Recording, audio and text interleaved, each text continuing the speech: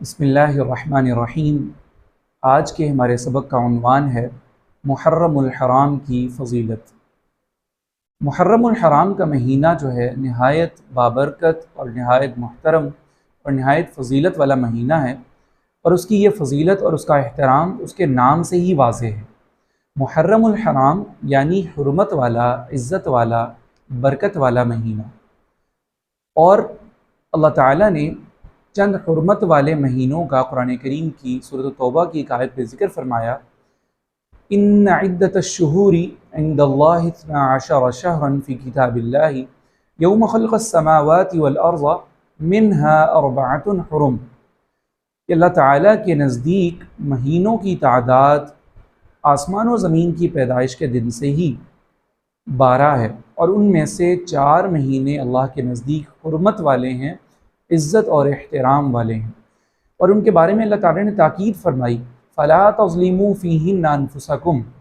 کہ ان مہینوں میں تم اپنی جانوں پر ظلم نہ کرو۔ اور اللہ تعالیٰ نے اس کے اندر بہت زیادہ واقعات اور بہت زیادہ عظمت کی اور بھی چیزیں اس مہینہ میں موجود ہیں، جن کا ہم ان ایام میں ذکر فرمائیں گے، جن میں سے ایک عاشورہ کا دن بھی ہے 10 محرم کا۔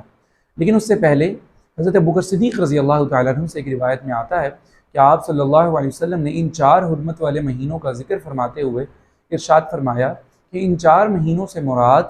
3 مہینے تو لگاتار ہیں، ذی القعد، ذی الحج اور محرم کا مہینہ، اور ایک مہینہ جمادی الاخری اور شعبان کے درمیان رجب کا مہینہ ہے۔ یہ 4 مہینے حرمت کے مہینے ہیں جن کا قرآن کریم میں ذکر ہے۔ اسی طرح سے نبی کریم صلی اللہ علیہ وسلم سے ایک صحابی رضی اللہ تعالیٰ عنہ نے سوال کیا کہ یا رسول اللہ، رمضان المبارک کے مہینے کے علاوہ کون سا مہینہ ہے جس کے روزے سب سے زیادہ فضیلت والے ہیں، اور فرض نمازوں کے علاوہ وہ کون سی نماز ہے جو سب سے زیادہ فضیلت والی ہے؟ تو آپ صلی اللہ علیہ وسلم نے ارشاد فرمایا کہ تہجد کی نماز فرض نماز کے بعد سب سے زیادہ فضیلت والی ہیں،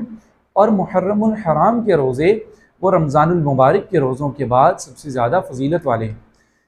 پورے مہینے کے روزے تو رمضان المبارک کے علاوہ آپ صلی اللہ علیہ وسلم سے ثابت نہیں ہے، لیکن اس سے مراد کثرت سے روزے رکھنا محرم الحرام میں، یہ آپ صلی اللہ علیہ وسلم کے نزدیک رمضان کے روزوں کے بعد سب سے زیادہ پسندیدہ عمل ہے۔ اسی طرح حضرت قتادہ رحمہ اللہ تعالیٰ سے روایت ہے، وہ فرماتے ہیں کہ اللہ تعالیٰ نے اپنی مخلوقات میں سے بہت سی چیزوں کو اختیار فرمایا، یعنی چن لیا، جیسا کہ اللہ تعالیٰ نے پیغمبروں میں سے چند پیغمبروں کو چن لیا اور انہیں فضیلت عطا فرمائی دوسرے انبیاء کرام پر۔ اسی طرح فرشتوں میں سے اللہ تعالیٰ نے 4 فرشتوں کو اپنے ہاں زیادہ فضیلت عطا فرمائی اور انہیں اعزاز عطا فرمایا۔ اسی طرح مہینوں میں سے 4 مہینوں کو حرمت والے مہینے قرار دیا، اور اللہ تعالیٰ نے دنوں میں سے جمعہ کے دن کو اختیار فرمایا، مہینوں میں سے رمضان المبارک کے مہینوں کو اختیار فرمایا۔ چنانچہ جن چیزوں کو اللہ تعالیٰ نے عظمت اور فضیلت عطا فرمائی ہے، تو اہل علم کو چاہیے کہ وہ اپنے ہر کاموں میں ان چیزوں کو ہی عظمت عطا فرماتے ہیں جو اللہ کے ہاں زیادہ عظمت والے ہیں۔ ہمیں بھی چاہیے کہ محرم الحرام کے مہینے کی